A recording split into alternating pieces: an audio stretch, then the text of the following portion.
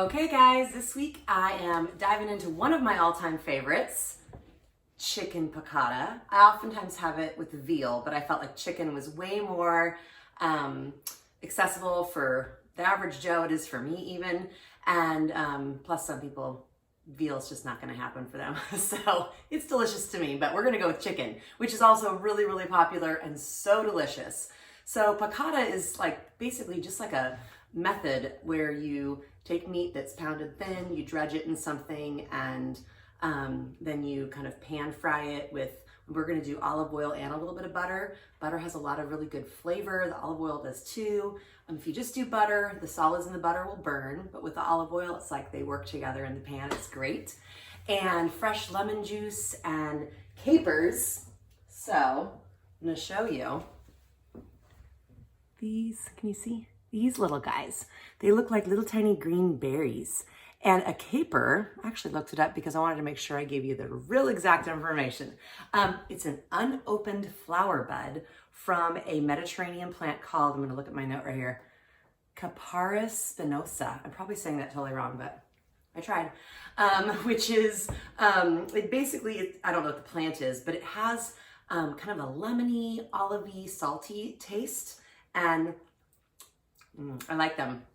And they're typically used in piccatas. They're also used in like a classic like lox and bagels where you've got like salmon with bagels and cream cheese and a little bit of the capers, and they're really delicious. And they go in this sauce and it gives it just that little something where you're like, wow.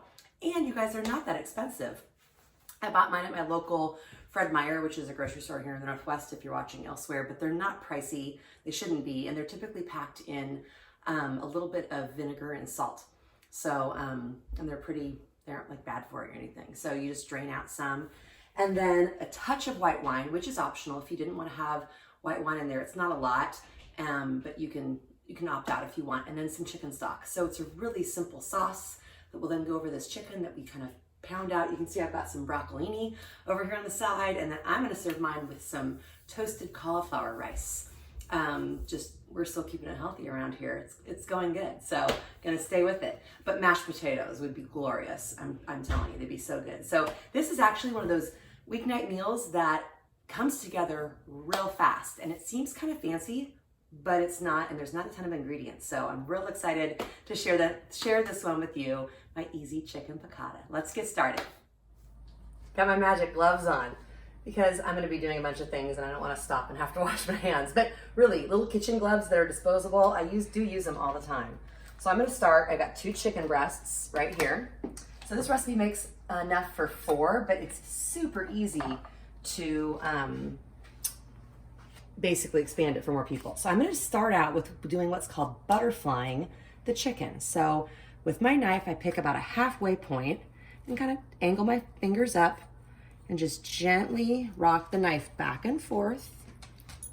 And you'll see why it's called butterflying, because when you open it, you'll see, let me go all the way that way. It looks like a butterfly. You see that? But for the purposes of this recipe, we're gonna actually cut it all the way open. So now I've got 2 thinner pieces, but I'm gonna take it a step further. I just forgot to get this prop out. I try to prep for you guys, so I'll get a second pair of gloves. See, now I can touch things. Perfect.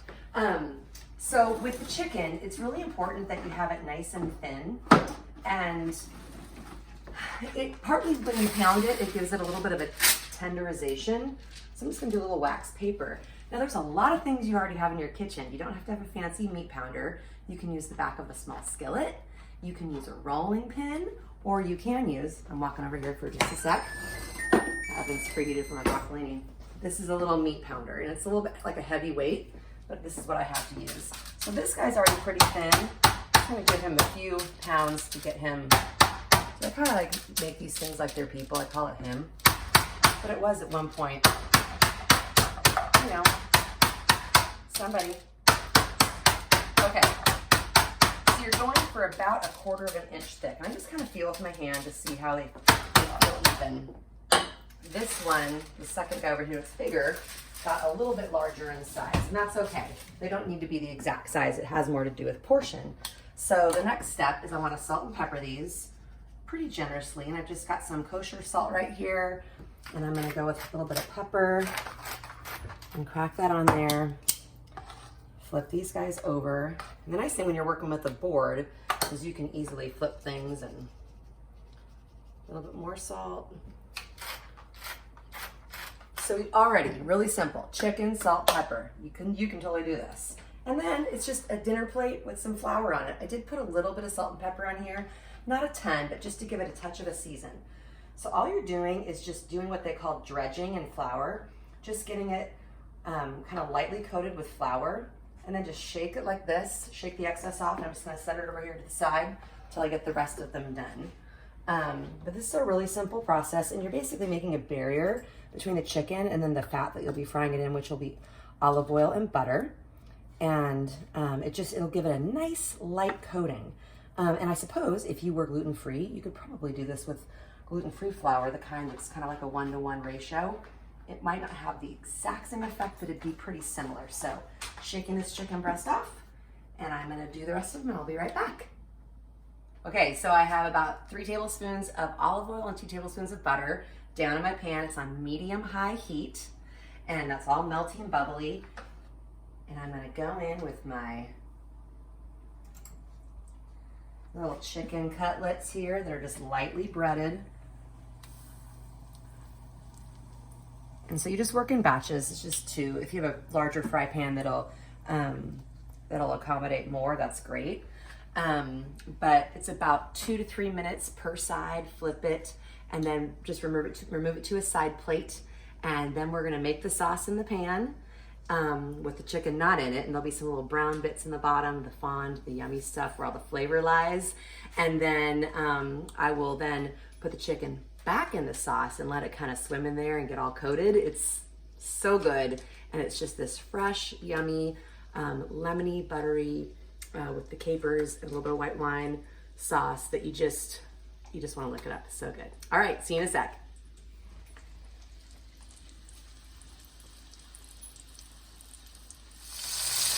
Listen to the sizzle.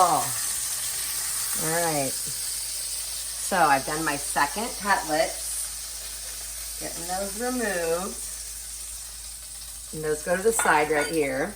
And then in this pan, you guys, so this is, see all the brown right down in there? That is like all the flavor. So I'm going to deglaze with some little bit of white wine. It's just a 1/4 cup, a little dash of wine. These are these cute little dishes my good friend Carrie Levain gave me. If you don't know about her, check her out. The Spacious Place. She has a podcast. She's amazing. The Spacious Place with Carrie Levain. Woo! It's party in here. Okay. Pardon.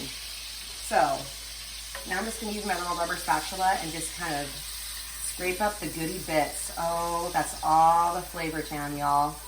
This is so easy. It's kind of one pan with your sauce and your meat. Next goes in some lemon juice. That's about 1/3 cup of fresh lemon juice. It was 2 small lemons that I got, almost exactly 1/3 cup. And then this is a 1/2 cup of low sodium chicken stock. If you only have regular, it's fine. But the reason why I typically will buy low sodium is then I get to control the salt. Sometimes things are really salty. Try sometime at the grocery store looking at all the different brands of chicken stock in a box.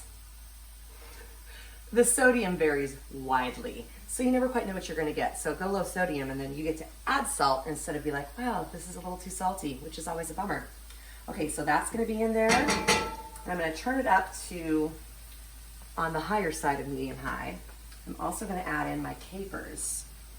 And you guys, this is the sauce that your chicken will be bathing in just a little bit. So the idea with this here is this is gonna just get to a nice little bubble and then reduce a bit. And I'm going to add in just a little bit more butter. That'll give it kind of this gloss and a little bit more richness to the sauce. And then I'm gonna take my chicken cutlets and just tuck them back in the sauce, and they're gonna swim in that goodness for just a little bit more. Also, the flour from that chicken, even though it was just a little bit, acts like a little bit of a thickener for this sauce. So you can see it's already starting to bubble a bit. So that's just gonna reduce a little bit, and it'll be ready to go. Over here, I just wanted to show you, you can do whatever you want. Mashed potatoes, instant mashed potatoes. I love this frozen instant cauliflower rice from Trader Joe's, one of my favorites. And I just put a little bit of avocado oil down in the pan, And you can use olive oil. I just grabbed the avocado and a little bit of garlic powder, put that in the oil, and then I just throw the frozen stuff down in here. And I have this on a pretty high heat, so what it will do is get kind of toasty. You gotta watch it because you don't want to burn it, but I just spread it out here thinly in my pan, and it'll start to get brown and kind of nutty flavored, but no nuts because of Scott. And it's really, really good. So we're having that with the broccolini. This whole entire meal, if I wasn't pausing to talk with you guys, probably takes 15, maybe 20 minutes total. It's a really easy, quick, delicious dinner. See you in a little bit. Little piece of goodness, some butter. Oh, you guys. That's just gonna swirl in there, and now I will reduce my heat a little bit because it's been bubbling. It reduces really quick when it's that hot, and that butter is just swirling in there and giving it just some nice unctuousness and kind of a gloss to the sauce. And it should melt pretty quick, and I'll show you, even though it's not all the way melted, I'll show you what I do now. So my chicken, I just kind of take this, and it doesn't matter that the chicken's not gonna all be perfectly on the bottom of the pan. Just gonna kind of tuck this chicken around. Oh, look at that. Yummy goodness. And I already had a little taste test just to see where I was at with my spices. It was perfect, didn't need a thing, and I was already dying. I can hardly wait to tuck into this. Oh, so now it's gonna just sit here, warm through a little bit, wait for my broccoli to come out in about 1.5 minutes, and my cauliflower rice to finish toasting, and dinner will be ready. Can't wait. See you for test tasting. My cameraman's like, chop, chop, let's go. This smells so good. Little fresh parsley, which just kind of finishes it. It's not required, but you know, for people that are watching this in real time, or the week that I post it, it's Valentine's this weekend. This would be a really fun and easy special meal you could make. I know it's not like pink or red, but it'd be really delicious, and it would be impressive, but not a ton of work. Hopefully you don't think it's too much work. Message me, comment, let me know if you have questions, because I love to help. That's totally my jam. I love it. Okay. So excited. So we're gonna make the pretty plate and get over here with some broccolini. And this was 400 degrees. I just kind of roasted it for about 12-ish minutes or so. That's going on this is my little pile of cauliflower. It's got just a little bit of brown toast notes on it. Oh my gosh, you guys, I can't even handle it. So I took the chicken out, and then I'm gonna go like across there. That looks real pretty. I took the chicken out, and then I poured the sauce over that whole situation right there. This is the funnest thing I've ever done. Delight of the bite. I'm having such a good time. I hope you enjoy watching stuff like this. Okay, going in there for just a little snug of a bite. A little cauliflower rice. We'll do broccolini later.